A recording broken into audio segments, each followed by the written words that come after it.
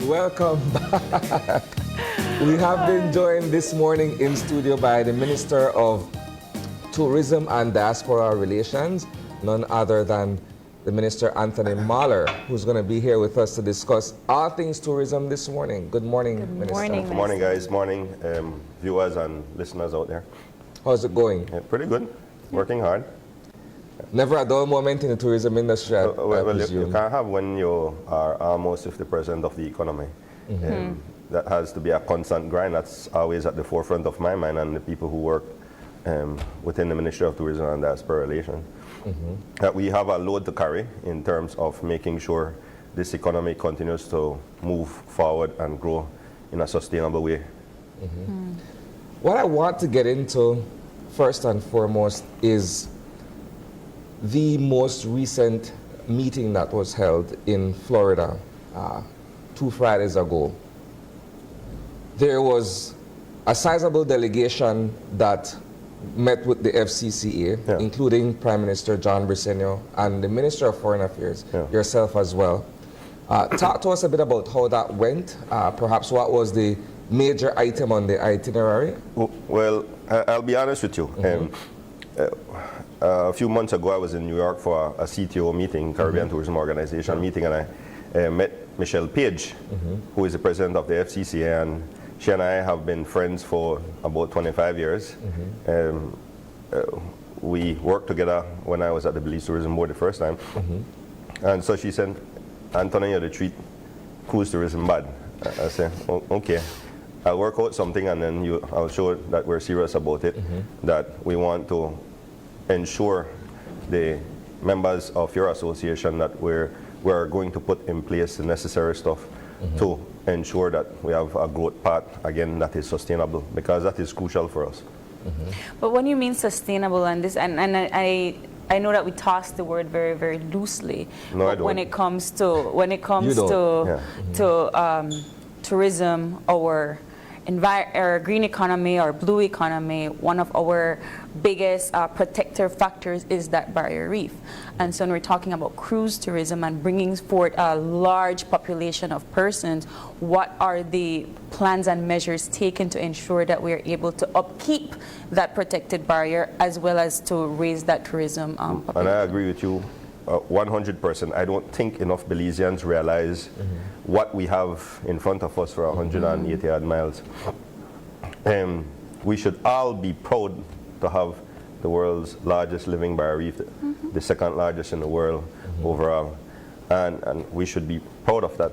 All Belizeans, that is a magnificent thing to have in our territory. And not only that, but we have all the other assets that we have. But you talk about green and blue economy, there also should have sustainability built into our people. And so everything has to combine, or have to combine together. What we did when I first drafted the cruise ship policy 20 years ago, 25 years ago, we wrote into it a carrying capacity for the country. As the different activities and assets open up some more, then we have increased that capacity. And that's a part of it. We work closely with many other NGOs to ensure that we are looking at these things with a microscope and that we're putting in place the necessary policies, programs, projects to mitigate any negative. Now, anytime you have people coming into an environment, there will be some degradation.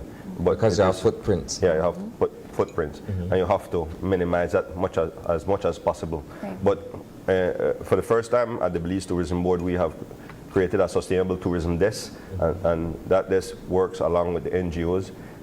We launched a Reef with a Beef campaign some months ago, and we want to showcase that this is an asset that the country has, that we have to take care of it, we have to manage it, and we have to utilize it as best as possible. Let's go back a bit to the meeting with the FCCA. So perhaps it's the first of its kind high-level delegation that met with the stakeholders. No, when I was at the BTB the first time, we led a delegation just like that. Okay. Except we didn't have the Prime Minister there. But high-level delegation. And we had a frank discussion at the meeting in Miami. We had the Minister of Environment, because that is important. We want the Minister of Port, that's obvious. The Mayor, because Belize City is important. The cleanliness, the feel, the look. Everything about Belize City is important.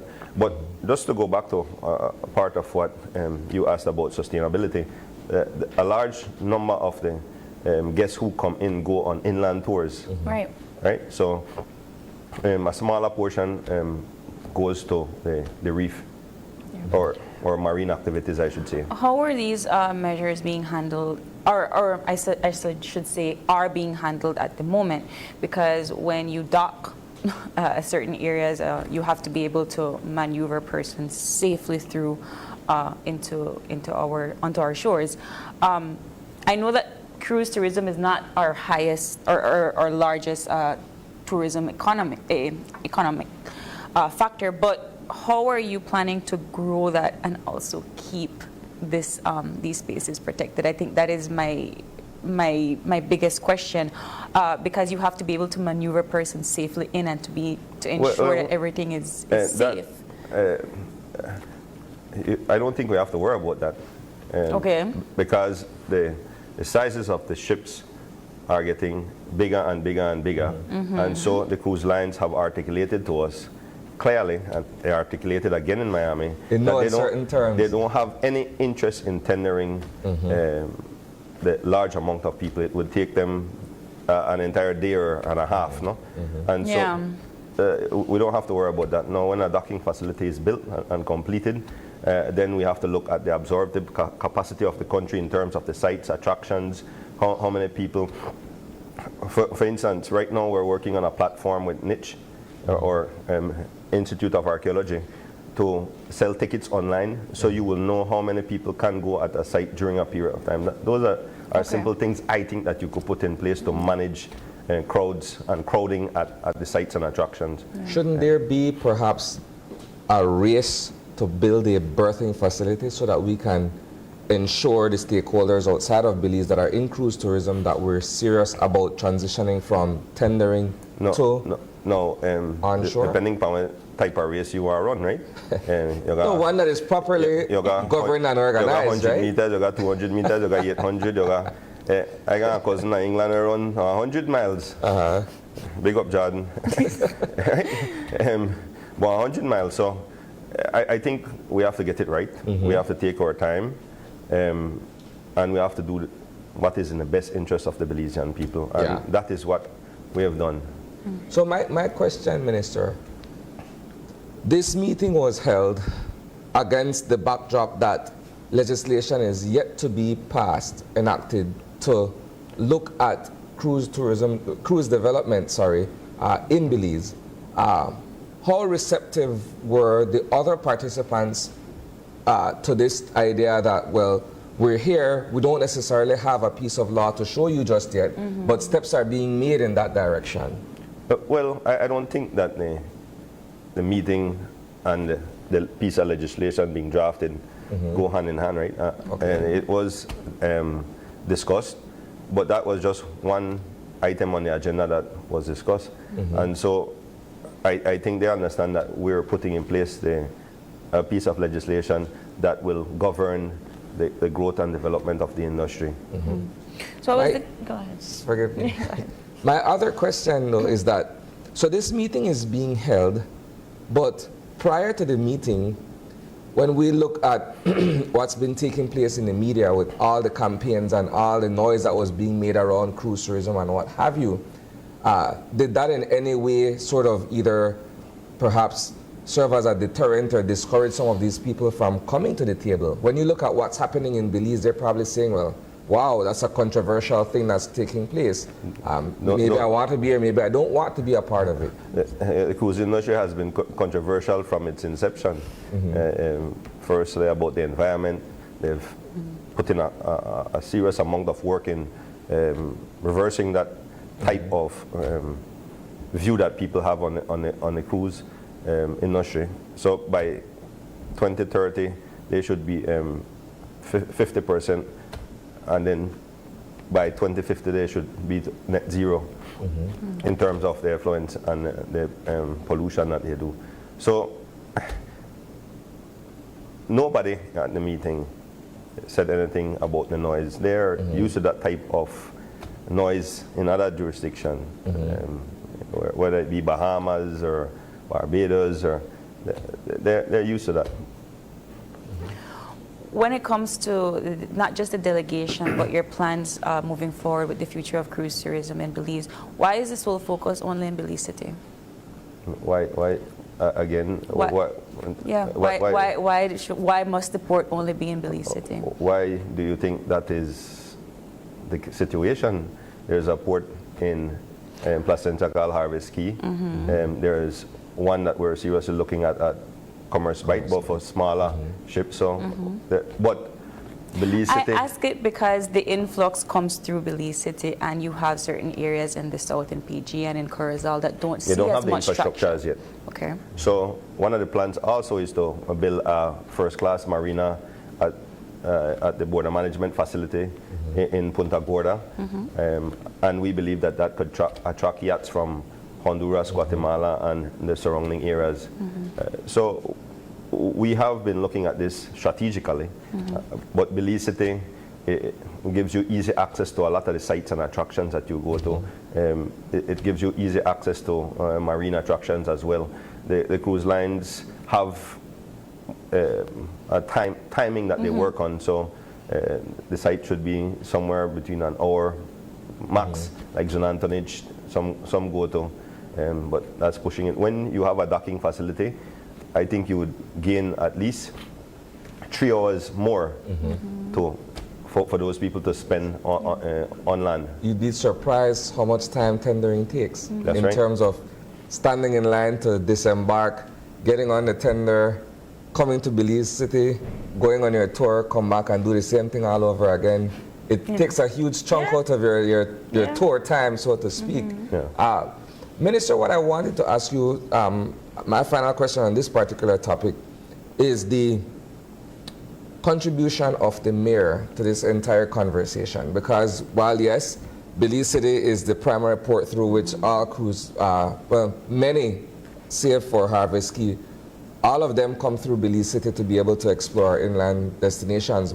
What has been his take on all of this in terms of the experience of sitting around the table and getting a broader appreciation for what cruise tourism is? Well, the mayor has always had a good understanding of what we need from the city to ensure that we have a quality tourism experience.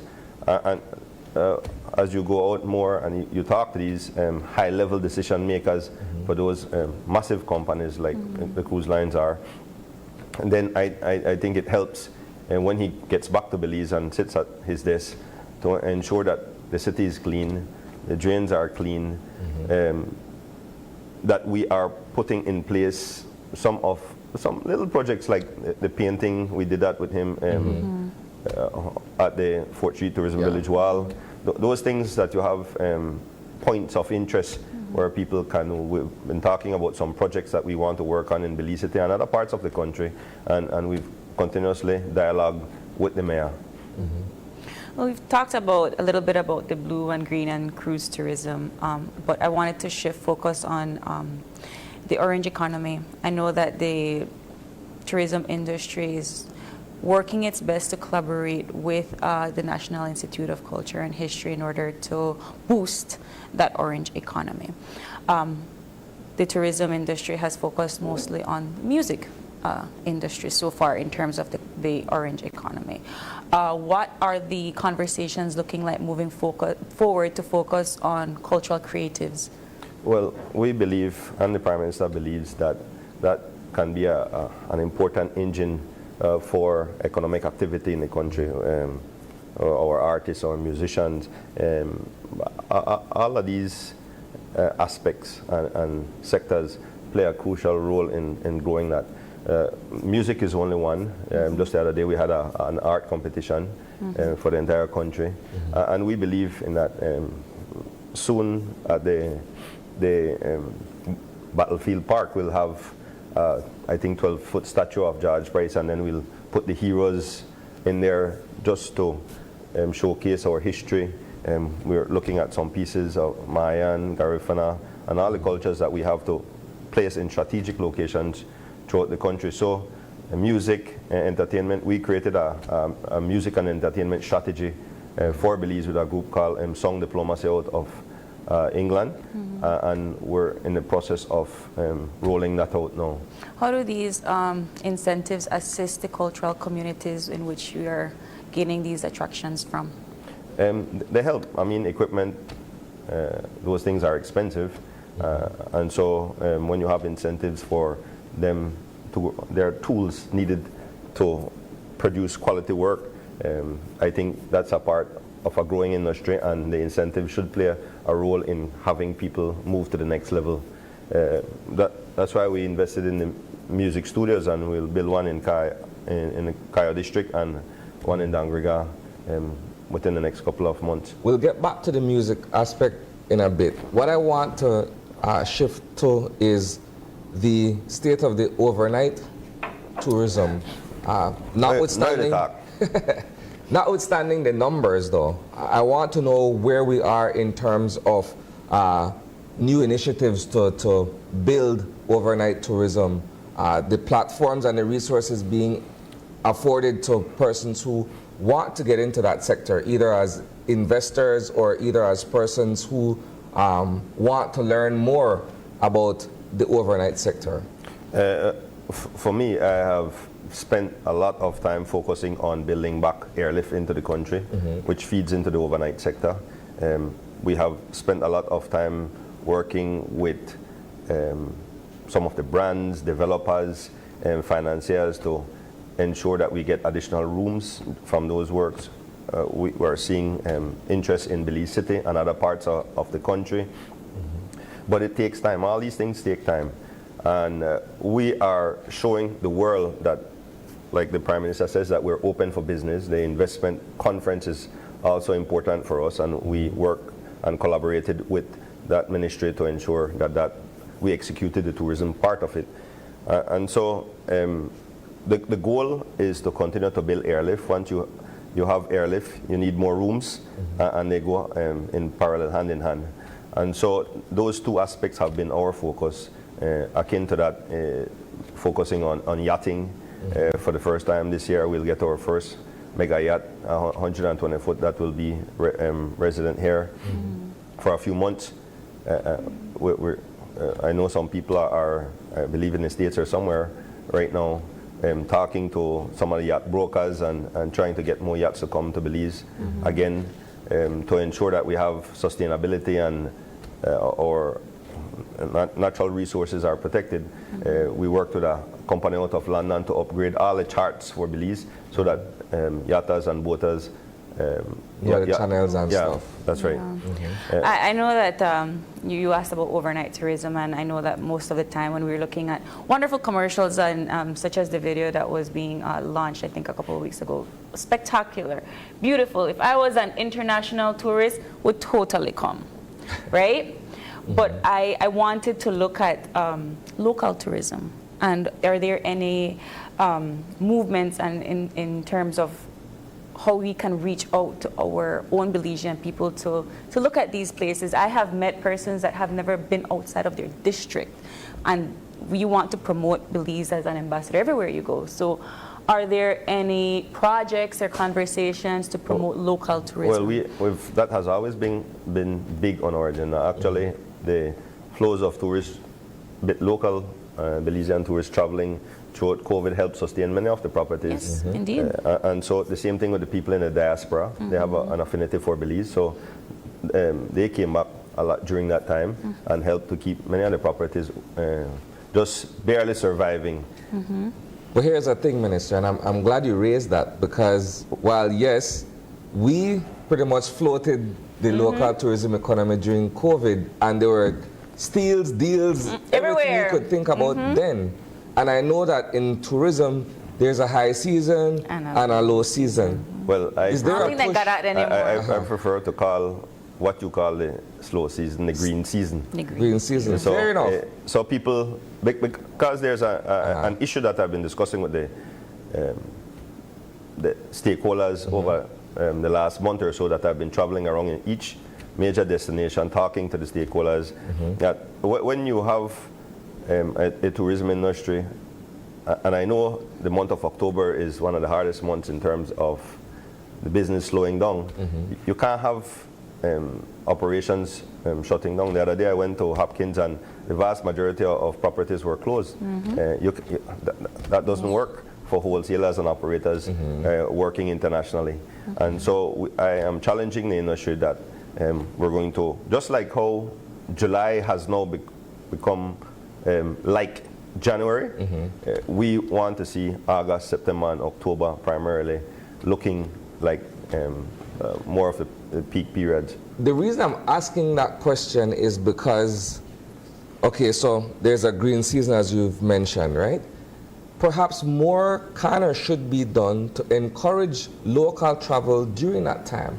And I know some would argue and say, well, Belizeans come with their own issues in terms of the use and upkeep of facilities and what have you, but perhaps not all of us are like that.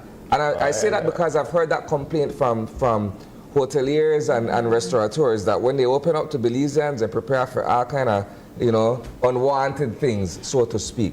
But it's part of encouraging local movement, local traffic. It's not all about, and I understand and I appreciate the importance of attracting the outside visitor, but people in Belize want to be able to experience some of those same amenities, luxuries, and what have you. Agreed. And so we've worked closely with the industry to give what we call a Belizean rate. We have a campaign called the Belizean Traveler Campaign, showcasing all of Belize, or as much of Belize as possible. And Belizeans traveling throughout the country, that's an important market for us to ensure that we have, again, sustainability and growth in the industry. I asked about the cultural communities, initiatives and incentives because I believe a while back there was that 6-episode show with Chef Sean Quillen, highlighting certain parts of the country, particularly the food and the people. But majority, and I think you'll notice that most of my questions go hand in hand in terms of uplifting smaller cultural communities, because when COVID came, it wasn't just the big industries that got affected. The person with braid hair up on the street, the person with make drum, the person with do the charm bracelets and so forth, all of these people got affected and had to figure out jobs elsewhere. So, and those are the people that create the culture that you commercialize, and therefore, are there any moves to continue to assist those persons? When you go to places like Hopkins, that's a huge cultural community. The big tourism attractions are on Almond Beach, and then you have maybe some small shops here and there, but the upliftment of Hopkins is not where I personally think it should be. So are there any movements from the tourism industry to make sure that the communities where these big spaces, these big tourism spaces are being uplifted in the same way? Well, the vast majority of businesses in the tourism industry are, according to global standards, considered small. Probably we have maybe 10 properties and businesses around the country that would be considered extremely large, right? But the vast majority are considered small and micro and small enterprises and medium enterprises. And so, yes, we focused on that. We lobbied the Prime Minister and the Ministry of Finance to ensure that there is a piece of legislation to support that sector, that crucial component of the industry. We have the Garifuna Trail project that we're working on with IDB. Creating that corridor. We have some grant program that we've worked on. There's going to be financing available, I believe, at the DFC soon for that sector. But the vast majority of businesses in the tourism industry are considered small. We have probably about 900 hotels with 9,000 rooms, so the average size would be 10. And the same thing with our tour operations, relatively small operations compared to what you would experience outside or see outside of Belize. And they play a crucial role in the growth and have played and continue to play a crucial role in the growth and development of tourism. So we have the necessary programs. Within the next couple of weeks, we will start a specific program for small and small hotels and small businesses in the tourism sector. Wonderful. I know we have a limited time with you here on the couch, so I have a couple more things I want to throw at you. Speak to us about where we are with the drafting and review of the legislation that should govern and oversee cruise tourism development in this country. Well, as a cabinet minister, where are we with that? It's in the final stages. We're still ventilating it. So we want something that would go well with the Belizean people, obviously. It has to be in the best interest of Belize. And so we continue to do so in terms of our discussion, and we will ensure that we put that piece of legislation sooner rather than later. When you look at what was the definitive agreement, and you look at the fact that that had the input of the Ministry of Economic Development, you're looking now at a piece of law that is very much pertinent to your ministry, seeing as though it deals with tourism development. What has been the input of your ministry in terms of either putting its ideas to paper with respect to this law? Well, we have looked at the legislation very carefully, and we have given our input as well. So I am yet to see the final draft. But when I see that piece of legislation or the draft legislation, then I'll continue to give my input. Following up on that, Minister, there seems to be perhaps a standstill right now in terms of what's been taking place at Stake Bank, what's been taking place with Port Magical, what's been taking place with Port of Belize. Where are we with that? Because the silence seems as deafening as all the noise that was being made a couple of months ago. Well, I spoke to Troy Gab the other day, and he said they're working on getting additional financing and completing certain construction work that is needed for them to continue with that project. Port of Magical is a part. They want to see the legislation completed first before they start. And then Waterloo, well, that hasn't passed environmental clearance, so we wait. I don't have anything to do with ports specifically. My ministry is responsible for putting ships at the ports and to give advice to government and cabinet to say, well, we have to look at this strategically here, there. No, we don't want it there because I think that piece of real estate or the impacts that it would have on that area wouldn't work out. And so all I can do is advise, right? As we're wrapping up this morning's conversation, Minister, you say we're in the go slow green season. What are the plans for 2024 in your ministry that we should look forward to? I want to use this time to bring up an issue that we really have to, and collectively as a people, we have all these magnificent natural resources that God has blessed us with. And every single place I go, I see garbage all over the place. It's disgusting. I was told it's an issue of civic pride. That's right, and we started a civic pride campaign with the farmer Miss Earth and Dr. Villanueva, going into the schools, educating our people. But I was told that there's a sign in Chetumal, and someone told me that they're going to take a picture of it. That in Mexico they're calling us nasty, pretty much. And it's something that we battle with every single day. MIDH, and it is a passion for Julius in terms of keeping the place clean. All of us, not only the highways, but in our communities. Next year is a big thing for us. I have people going to Kigali right now. They're on their way there, and we're going to announce at that meeting for the World Travel and Tourism Council that Belize will be hosting the first ever Global Sustainable Tourism Awards. Oh, wow. That is supposed to be announced in COP28 as well. And so it's a big thing. There's going to be another spotlight on Belize. But if then people drive from the airport and come right a bit more, sip on the roadside, of garbage everywhere, we have no pride. If we joke about it and we say that, oh, when for we people go to Chetamal and not treat, but now the sign is say otherwise, right? Why is it okay for them to do it here?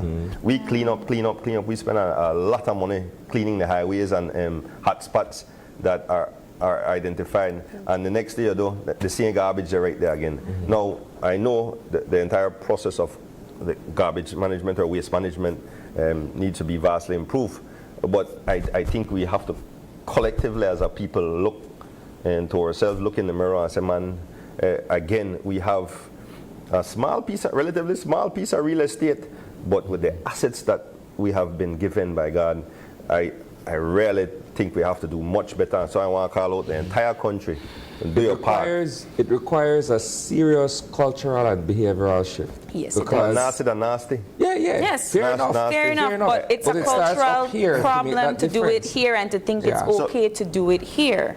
Yeah. Because it's not like we don't have the capacity to put something in the bin. It's just that for some reason we're okay with it on the bus, we eat with ideal and chips, and instead of putting it in our bag. Because culturally we've begun to think that it's okay to do so. Yes. So to break that, it takes a mental shift, right? You have to tell yourself, you know what? We are better than this. Especially if we're looking at what you're saying, we're going to be hosting this major award, and then people are going to come here and see that there's garbage everywhere. It starts with us, right? It starts with the mind, right? Minister, my final question for you. The last time we had you on the set was a few weeks before the Belize International Music and Food Festival. It's been several months since, and we're trying to get some accountability in terms of where we are with the monies that were spent, how they were spent, and what, if any, profit was made from that particular event. For this one, there was no profit made. The weather caused a lot of issues. At the end of the day, we invested somewhere around maybe $250,000 to $300,000. I call it an investment. It did not make a profit. So, but all in all, it's a growing program, and we believe that it can be a crucial part, especially in the slower part of the season. And we continue to support other festivals, the Chocolate Festival, the Drum Fest, all of these things. We believe that if we continue to invest in, that they can play a crucial part in the cultural experience for Belize.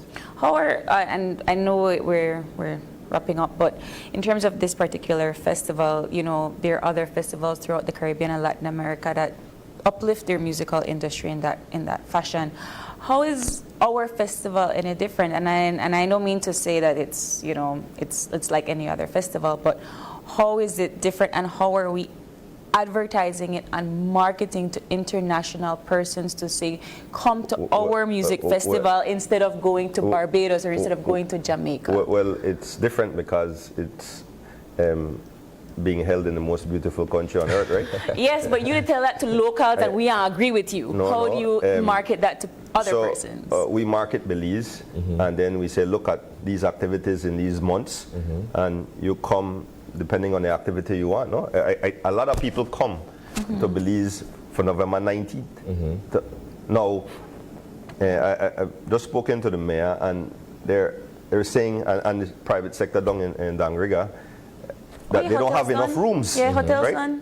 Book solid. So now we have to put in place certain infrastructure in Dangriga for them to now build on that November 19th experience and say, here what, you not only could get it November 19th, you could get it all year round, because this is us. Yeah. This is what we are, and that goes from Dangriga, Hopkins, Sea and Bite.